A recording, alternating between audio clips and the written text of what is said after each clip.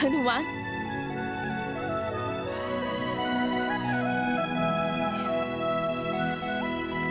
पुत्र,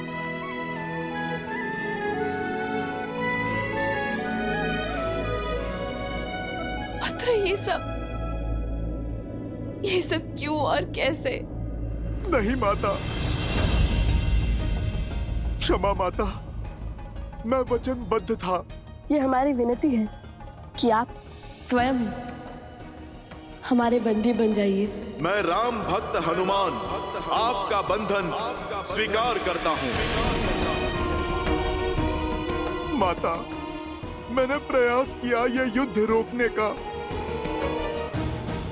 पर सत्य नहीं कह सका।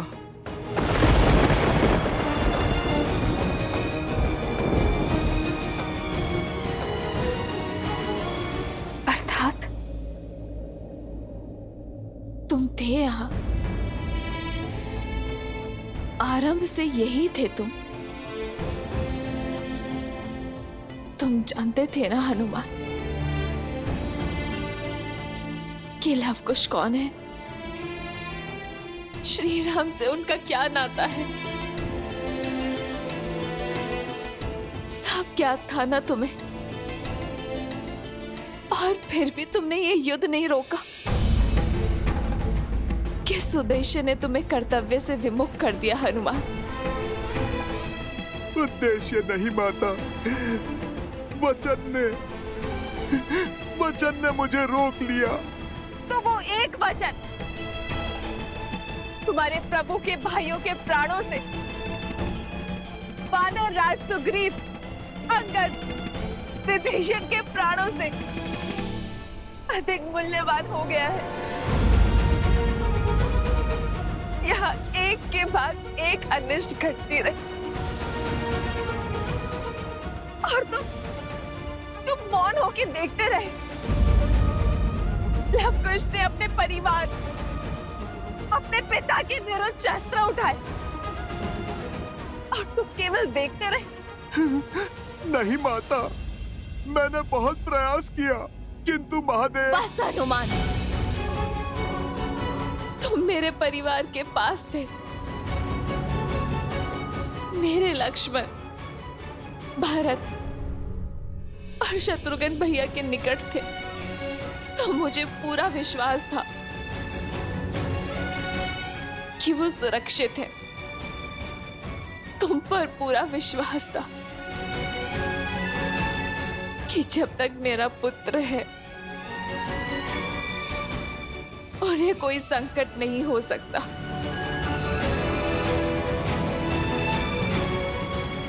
तुम पर उनकी सुरक्षा सौंप कर गई थी ना मैं हनुमान, किंतु विधि का विधान तो देखो। मेरे दोनों पुत्र के भांति इस पुत्र ने भी मुझे अनुचित सिद्ध किया। मेरा विश्वास तोड़ा। तुम्हारे होते ये सब कैसे घटा हनुमान?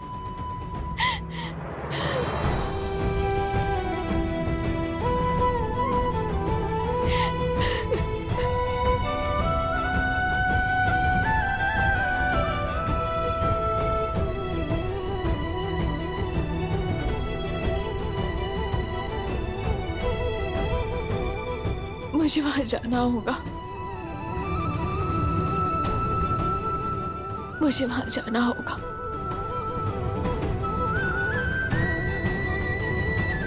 माता,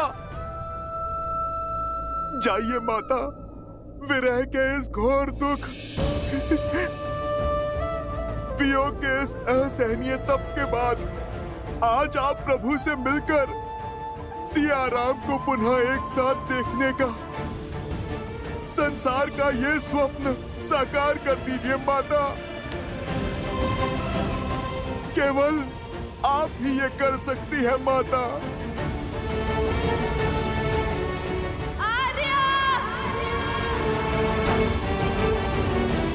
प्रतीत होता है आज सियाराम पुनः एक हो जाएंगे। सियाराम के मिलन का प्रकाश शीघ्र अंधकार को लील जाएगा।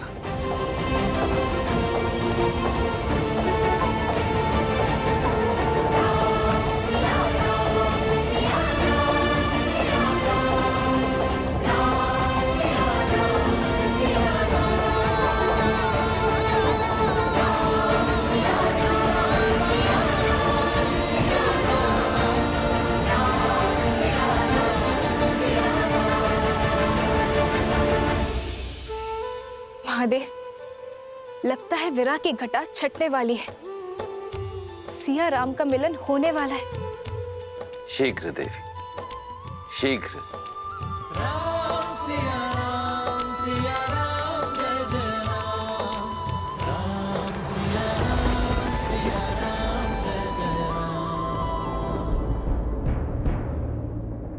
ये सीता का वचन है, शीघ्र ही समय आएगा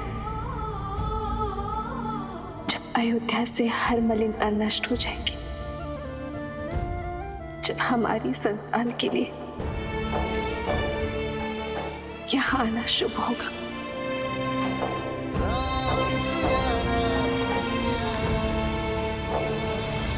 बीबी और शिबिरा प्रभाव नहीं हो रहा उन पर। राज, अनुज और उनके सभी मित्रों को कोई भी बूटी मूर्छा से नहीं जला पा रही है। स्वयं भारद्वाज ऋषि पधारे, किंतु अब तो एक प्रहर से भी कम समय शेष बचा है इनके पास।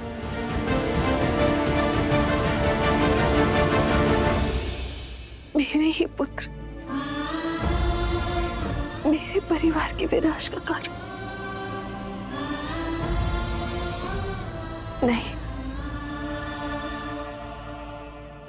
मैं ये नहीं होने दे सकती।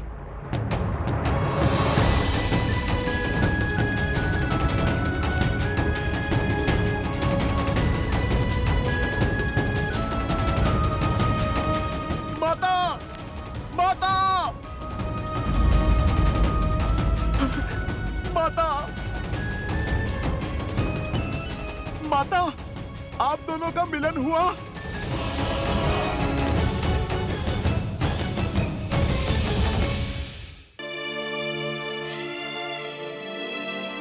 क्षमा करना पुत्र, अपनी भावनाओं के भंवर में तुम्हारे वचन का मूल्य बिसरा बैठी। और जब तुम्हारे वचन की सुध आई तो अपना वचन भी स्मरण हुआ। वो वचन जो मैंने श्री राम को दिया था, जिसके कारण मैं उनसे नहीं मिल पाई। नहीं, अपने हृदय पर चोट लगी तो तुम्हारी पीड़ा भी समझ आ गई। हनुमान, यदि शीघ्र ही मेरे परिवारजनों की मूर्छा ना टूटी तो मैं भी ये संसार त्याग दूंगी। माता, नहीं।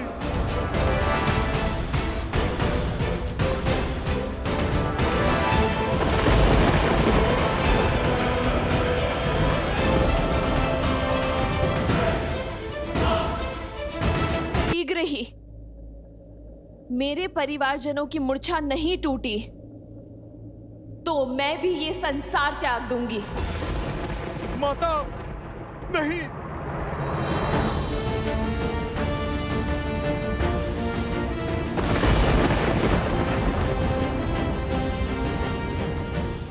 हर वार सहने को सज हूं मैं। जितना अधिक रावण मुझे सताएगा, श्री राम से मिलने में उतना आनंद आएगा। तुम बस मेरे श्री राम से कहना कि मैं उनकी प्रतीक्षा कर रही हूं। आज भी इन आंखों में वही दृढ़ता है जो तब थी।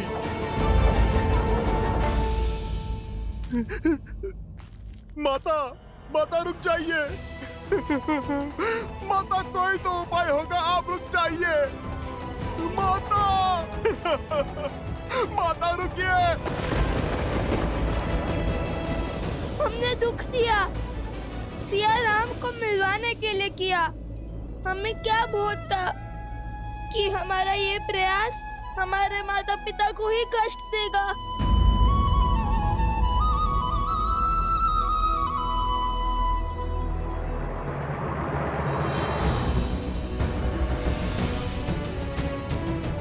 माता, माता, माता।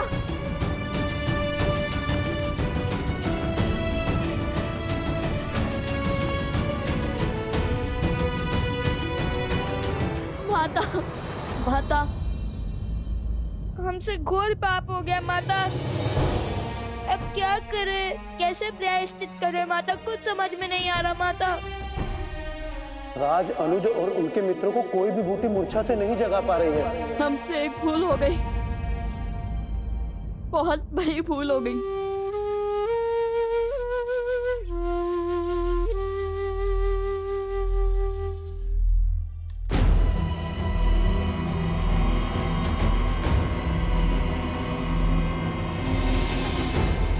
माता, माता, माता, माता, माता। माता, जीवन में जब भी हम किसी संकट में घिरे हैं तो आप ही ने हमें उचित मार्ग दिखाया है, हमारी समस्या का समाधान हमें सुझाया है। उचित और अनुचित का भेद भी तो आप ही से सीखा है माता।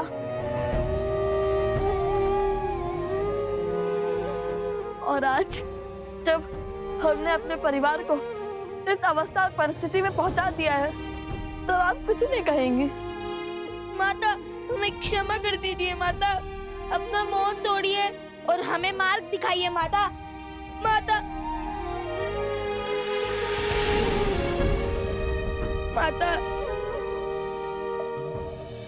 माता, माता, माता बिना कुछ कहे कहाँ जा रही है? माता बिना कुछ कहे कहाँ चली गई? ये क्या हो गया? हम घोर पाप कर बैठे हनुमान जी, घोर पाप। हमने आपके साथ भी तो कितना अनुचित व्यवहार किया। आज जब सत्य का भान हुआ तो हर गलती का आभास हुआ हमें क्षमा कर दीजिए हनुमान जी।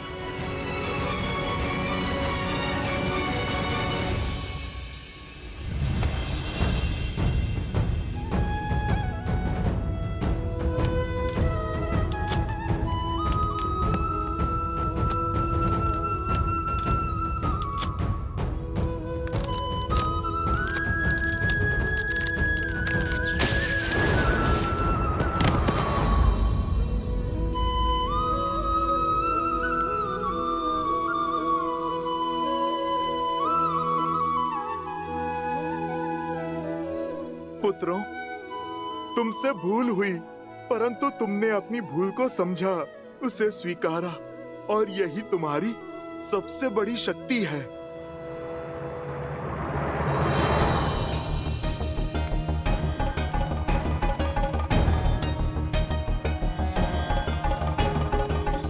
वन देवी,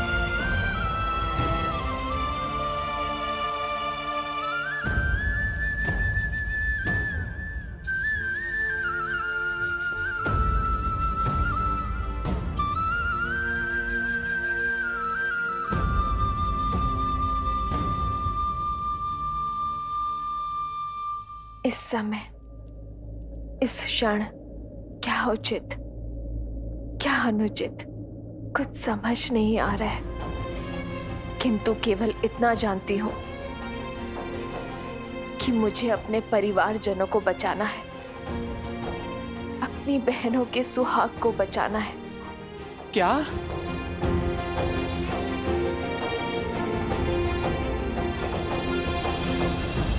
अब मैं जिस तप का आरंभ करने वाली हूँ, जिस तपस्या के लिए मैं अपनी आंखें बंद करने वाली हूँ, वो अब केवल तब खुलेंगी जब मेरे कानों में मेरे परिवारजनों के ठीक होने का समाचार मिलेगा। और यदि मुझे उनकी कोई बुरी सूचना मिली तो मैं सदा सदा के लिए इस देह को भगवान वाल्मीकि के इस पवित्र आश्रम में त्याग दूंगी।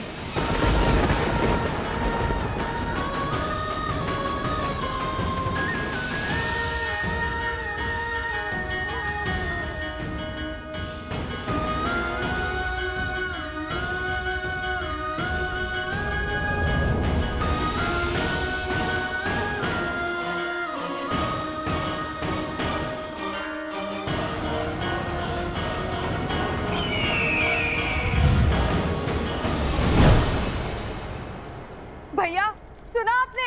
हाँ, राम बच गया तो क्या हुआ, शीघ्र ही एक प्रहर का अंत होने वाला है और अब तक सब मूर्छित हैं। यदि किसी एक की भी मृत्यु हुई तो मेरी मृत्यु सदा सदा के लिए टल जाएगी। आज नियति का लेख भी बदल गया, हमने भाग्य को बदल दिया। एक बार सीता गई तो मेरे सर से चंचलाक्षी का श्राप सदा सदा के लिए टल जाएगा। सीता की मृत्यु मुझे जीवन दान देगी। अब विलंब है तो केवल समय चक्र के पूर्ण होने का।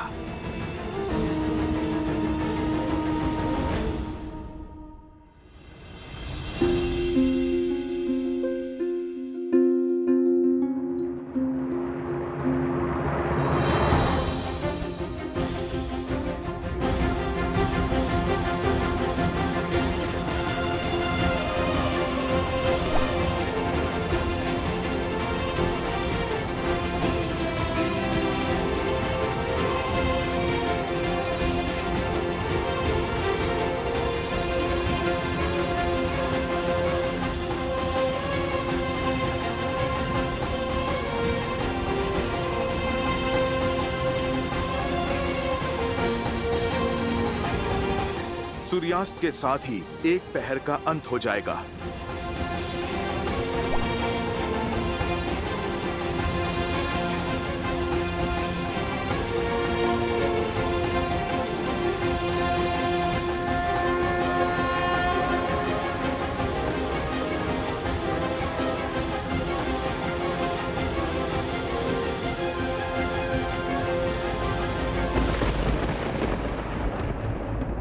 आंसू पोंछो बालकों, ये समय निर्बल होने का नहीं, बल दिखाने का है। यदि समय चक्र के शेष होने के कारण मेरी माता पर आंच आएगी तो मैं आज सूर्य अस्त ही नहीं होने दूंगा। जय जय पवन पुत्र हनुमान। जय त्रिकालदर्शी भगवान वाल्मीकि।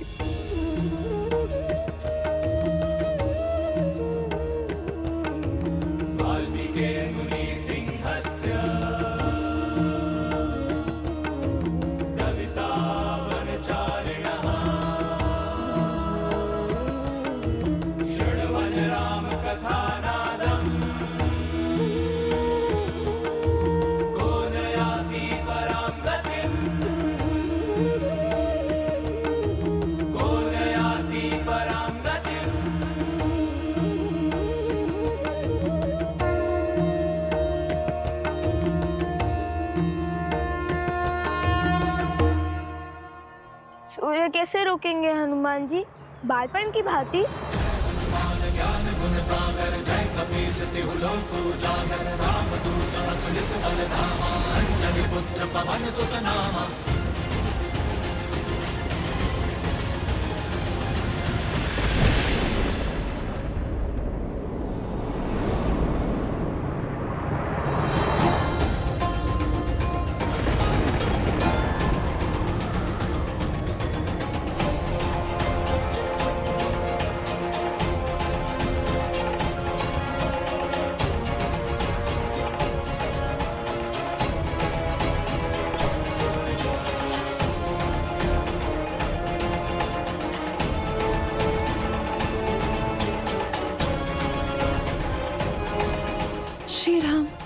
समय चक्र पूर्ण हो गया है और अब तक। निराश मत हो उर्मिला। व्यक्ति का अंत उसके प्राण जाने से नहीं, जीवन की आशा जाने से होता है। यदि मैं श्वास ले रहा हूं तो लक्ष्मण के भी प्राण नहीं छूट सकते। विश्वास रखो उर्मिला।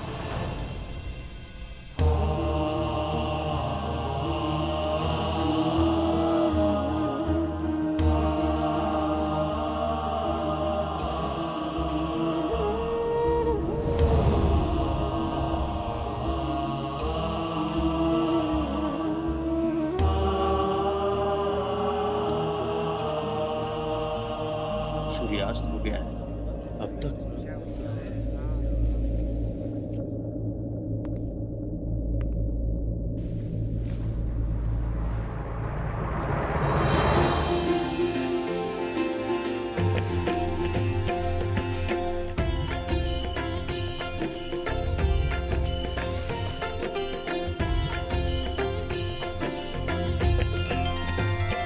भगवान वाल्मीकि की, भगवान वाल्मीकि की, भगवान वाल्मीकि की।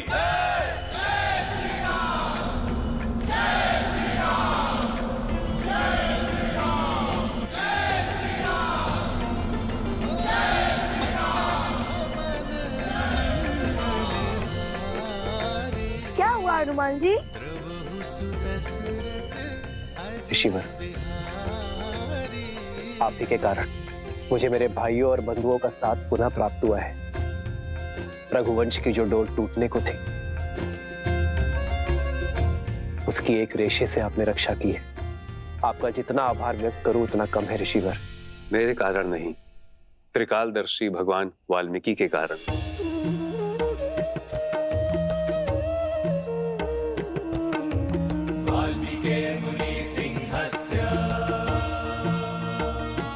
त्रिकालदर्शी भगवान वाल्मीकि, आपका यह आभार रघुकुल सदा स्मरण रखेगा।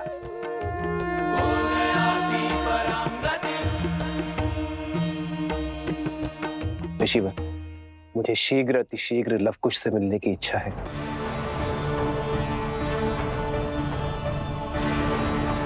ऋषिवर, विनती है मेरी, मुझे लवकुश के पास ले चलिए। किंतु भगवान वाल्मीकि की इच्छा कुछ और है। अश्वमेध यज्ञ पूर्ण होने के मुहूर्त में समय कम शेष है। वो चाहते हैं कि आप पहले अश्वमेध यज्ञ पूर्ण करें। धर्म और अयोध्या के मान के लिए अश्वमेध यज्ञ अति आवश्यक है। रहा प्रश्न लवकुश का, तो शीघ्र ही भगवान वाल्मीकि स्वयं उन्हें लेकर आपके समक्ष अयोध्या पधारेंगे। जैसी भगवान वाल्मीकि की इच्छा। ऋषिवर, आपने बहुत बड़ा उपकार किया है हम पर। आप भी शीघ्र अयोध्या पधारें और हमें सेवा का लाभ दें। अवश्य महाराज।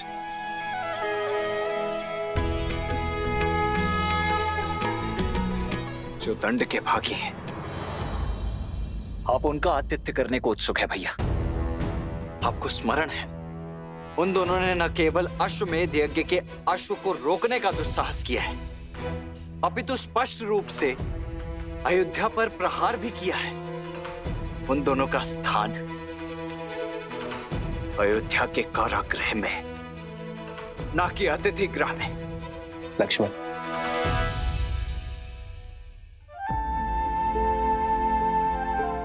आज फिर अपनी क्रोध की अग्नि में अपने विवेक की आहुति दे बैठे। किंतु मित्र, लक्ष्मण भैया का रोष उचित है। हाँ प्रभु, उन उद्दंडियों को दंड मिलना चाहिए। हाँ महाराज, अयोध्या के अपराधियों को दंड मिलना चाहिए। अयोध्या के अपराधियों को दंड मिलना चाहिए। अयोध्या के अपराधियों को दंड मिलना चाहिए।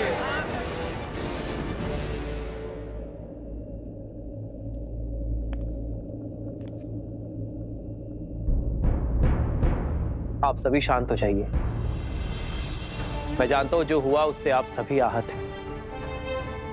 और रही बात दंड की, तो दंड के भागी वो होते हैं जो अपने स्वार्थ के लिए युद्ध लड़ते हैं। मैंने उन 2 बालकों जैसा योद्धा कभी नहीं देखा जिनके युद्ध का आधार ही राम सिया का मिलन है। जब युद्ध भूमि में मेरा उन बालकों से सामना हुआ तब माता सीता पर लांछन लगाकर उन्हें आपसे और आपके परिवार से भिन्न कर दिया। आपसे सुख, संपदा और वैभव सब छीन लिया। जिस स्त्री ने बिना एक प्रश्न किए 14 वर्ष आपके साथ वनवास स्वीकारा, उस पवित्र देवी सीता पर इतना घोर लांछन लगाने वाली प्रजा को आपने दंड तक नहीं दिया। माता सीता के हाथों आहुति दिलवाकर कीजिए रामायण संपूर्ण। ऐसे विचार के धनी भगवान वाल्मीकि के शिष्य कभी अनुचित नहीं हो सकते। यदि हम स्वर्ण को परख ना पाए तो दोष हमारा है, स्वर्ण का नहीं।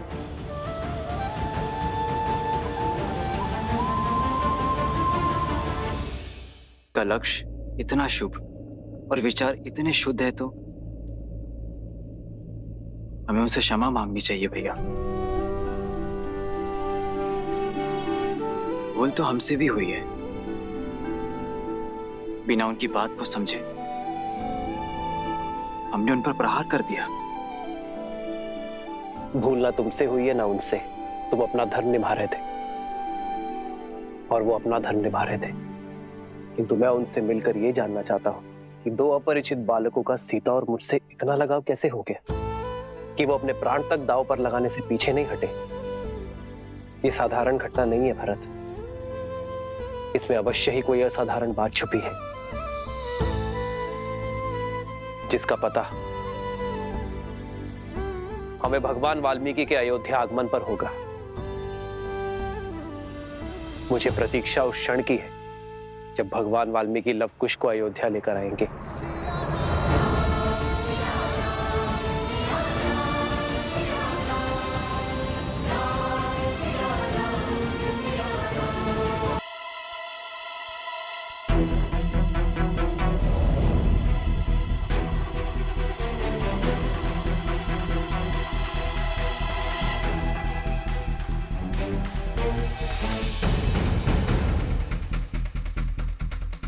अरे ये क्या, हनुमान जी का चित्त भोजन में नहीं है। व्यंजनों की सुगंध भी उनको अपने तक नहीं खींच पाई। लगता है अवश्य किसी सोच में व्यस्त हैं। तब तो उन्हें टोकना बहुत आवश्यक है। भूख में मस्तिष्क कहाँ चलता है।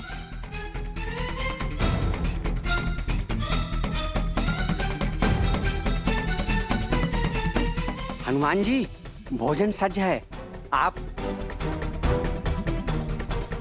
हनुमान जी, हनुमान जी।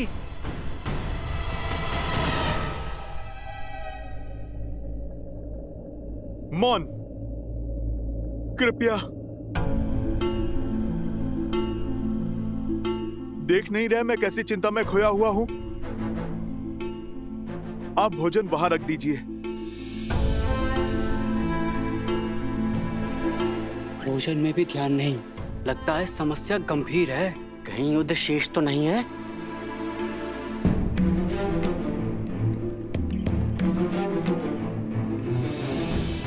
सब कुछ जानते हुए भी ऋषि भरद्वाज ने प्रभु श्री राम को लवकुश का सत्य क्यों नहीं बताया? उन्होंने क्यों नहीं कहा कि माता सीता यही हैं?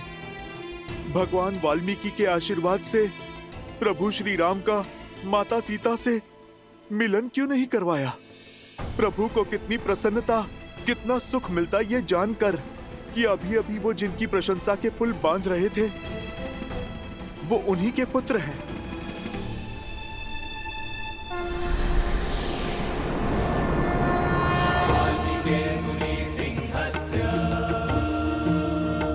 हे त्रिकालदर्शी भगवान वाल्मीकि, अब आप ही सुलझाइए इस उलझन को। जानता था कि इस समय तुम्हारे मन में बहुत कुछ चल रहा होगा हनुमान, इसीलिए तुम्हारे समक्ष आना आवश्यक हो गया था। भय था कि कहीं तुम अत्यधिक उत्साह में तुम ये बात महाराज राम को ना बता दो। अब किस बात का विलंब? रामायण को संपूर्ण होने के लिए इससे अच्छा अवसर और क्या हो सकता है? माता का विश्वास ही खो दिया है। मैंने तो कहा था कि हनुमान जी को हमेशा शुभ होने का संदेशा हुआ है, किंतु माता है कि हमारी बात ही नहीं सुन रही। और न जाने ये ऋषि भारद्वाज कहाँ रह गए। क्या करे भैया, शिविर की ओर चले?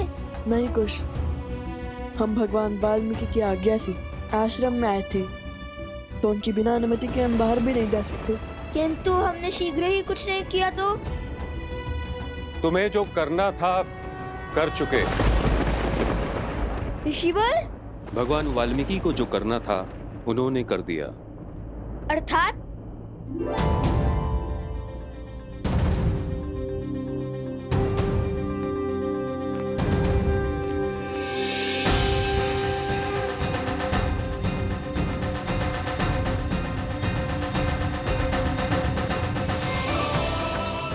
माता देखिए, ऋषि भरद्वाज आ गए। माता, उन्होंने कहा सब ठीक है। और माता, गुरुवर ने कहा है अश्वमेध यज्ञ का अश्व श्री राम को सौंप दे। माता, हमने अपनी हट छोड़ दी। माता, माता, माता आंखें खोलिए ना माता, हमसे बात कीजिए। जो भूल हमसे अज्ञातवास हुई है उसे क्षमा कर दीजिए माता। माता, हमसे बात कीजिए, तब तोड़िए ना माता। माता,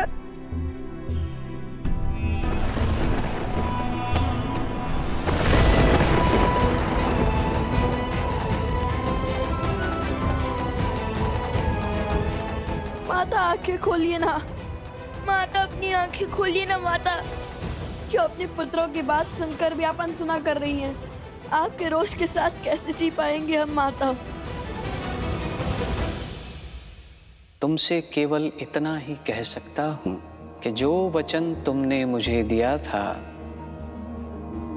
उसे निभाओ। जब तक इस सत्य को मैं स्वयं रघुकुल के समक्ष और अयोध्या वासियों के समक्ष न ले आऊं, तब तक तुम किसी से नहीं कहोगे कि लव और कुश रघुकुल के ही वंशज है। ठीक है भगवान वाल्मीकि, आपकी इच्छा के पीछे अवश्य ही कोई बहुत महत्वपूर्ण साध छिपा होगा। आप निश्चिंत रहें, ये राम भक्त हनुमान अपना वचन अवश्य निभाएगा।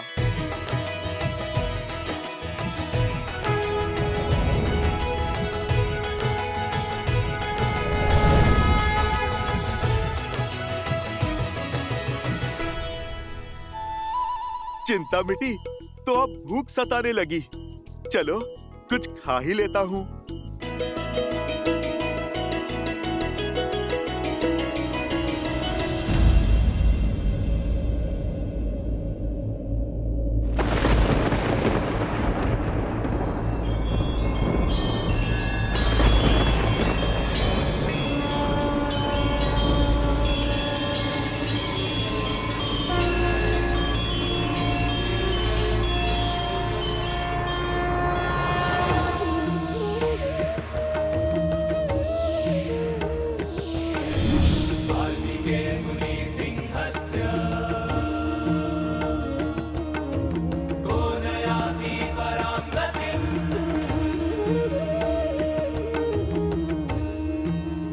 आंखें खोलो सीता।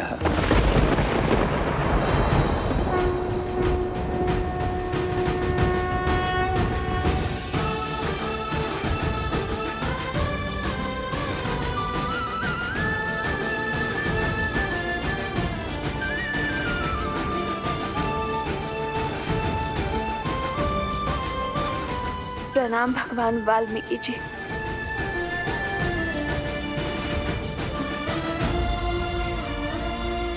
प्रभु,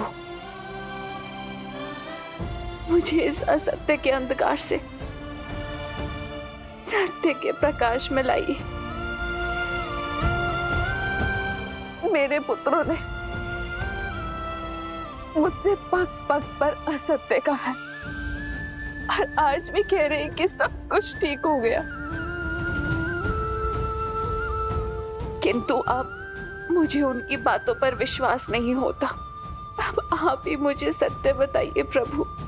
तुम्हारे पुत्र सत्य कहते हैं सीता। सभी स्वस्थ हैं। महाराज राम अपना अश्वमेध यज्ञ पूर्ण करने के लिए कल अश्व लेकर चले जाएंगे।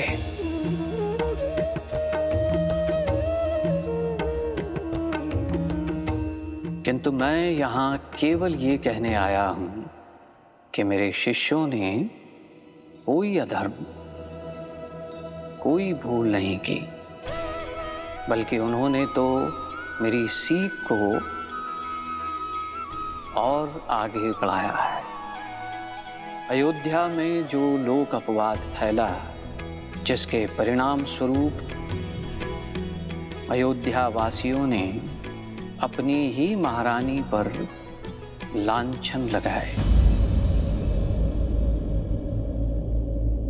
और जिनके सत्य होने का कोई प्रमाण नहीं मिला।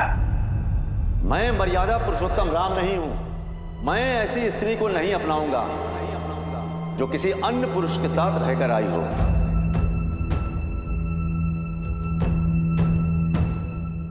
सियाराम दूर हुए ताकि एक नई सोच को जन्म दे सके जो लोकापवाद से मलिन ना हो। एक ऐसा समाज बनाएं जहां नारी को बार बार अपनी परीक्षा ना देनी पड़े। और वो सोच अधूरी रही। लवकुश ने यही सोच पूर्ण करने के लिए जो कुछ भी किया वो धर्म सम्मत भी है और नीति सम्मत भी। तुम्हें तो गर्व होना चाहिए कि ये न जानते हुए भी कि सीता ही उनकी माता है। लवकुश, एक नारी के सम्मान के लिए संसार के सर्वश्रेष्ठ धनुर्धर और महान योद्धाओं के विरुद्ध भी खड़े होने में भयभीत नहीं हुए।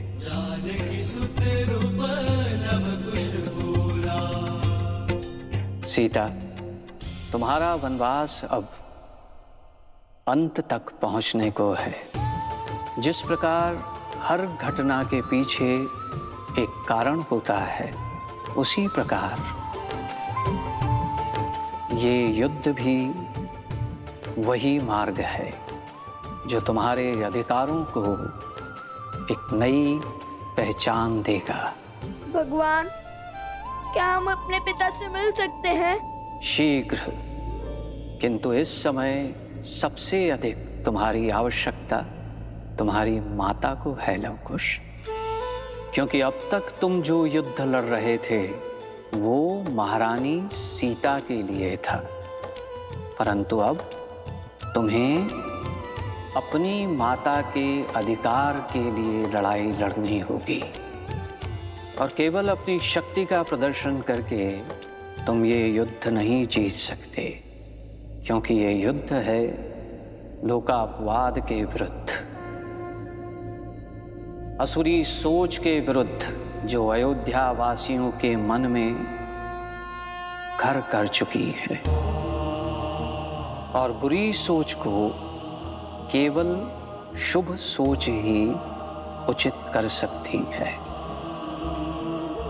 तुम दोनों को अयोध्या वासियों की नारी को लेकर जो हीन सोच है, जो नारी को एक समान अधिकार नहीं देती है, उनके मन में नारी के लिए सम्मान जगाना होगा। इस युद्ध में विजय शक्ति से नहीं बल्कि बुद्धि से होगी, ताकि अयोध्यावासी लोक अपवाद से उबरकर सीता से क्षमा मांग सके। सीता ही नहीं बल्कि पूरी नारी जाति का सम्मान करना सीख सके। और जब ये कार्य पूर्ण होगा तब होगी रामायण संपूर्ण। स्मरण रहे, ये दायित्व बहुत बड़ा है लवकुश।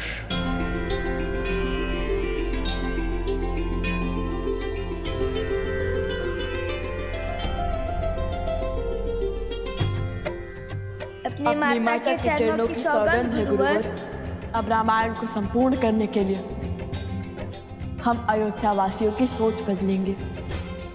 अपनी माता पर लगे हर लांछन को धोएंगे। हम रामायण संपूर्ण करेंगे।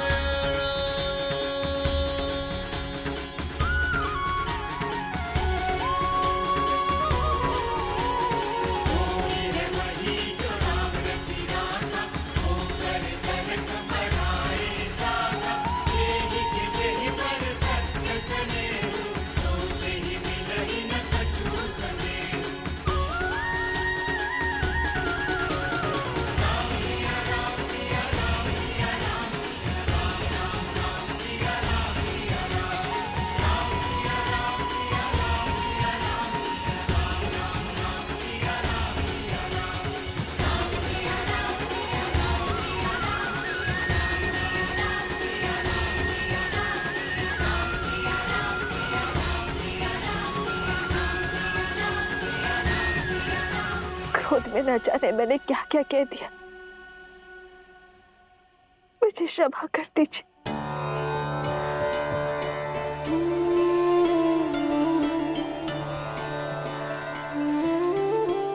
ऋषिवर, आपके मौन का कारण समझ गई हूं मैं, मुझे क्षमा कर दीजिए। देवी, अंत भला तो सब भला। देवी सीता और लवकुश का सत्य आश्रम तक ही सीमित रहे। ये बात आश्रम से बाहर ना जाने पाए।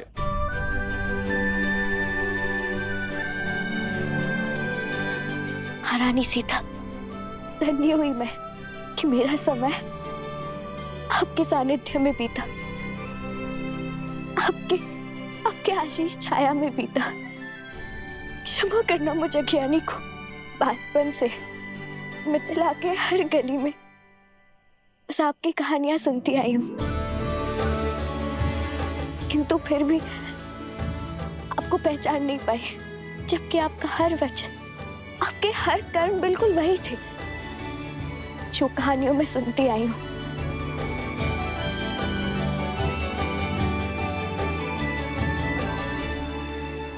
अरे, जब हम नहीं पहचान पाए तब आप कैसे पहचानती? हमारी माता जो ठान लेती है वो करके ही दिखाती है, बिल्कुल हमारी भांति, है ना माता?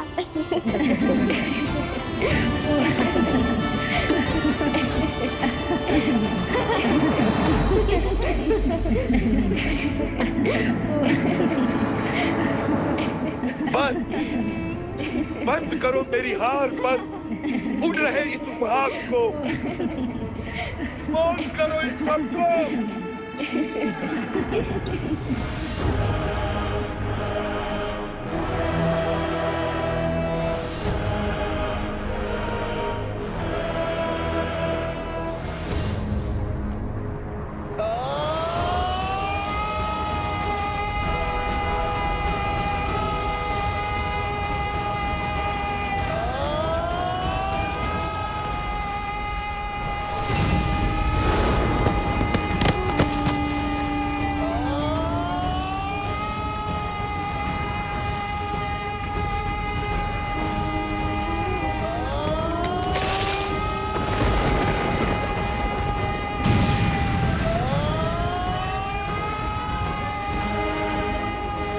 रोकिए इन्हें, इनका क्रोध हर सीमा पार कर रहा है।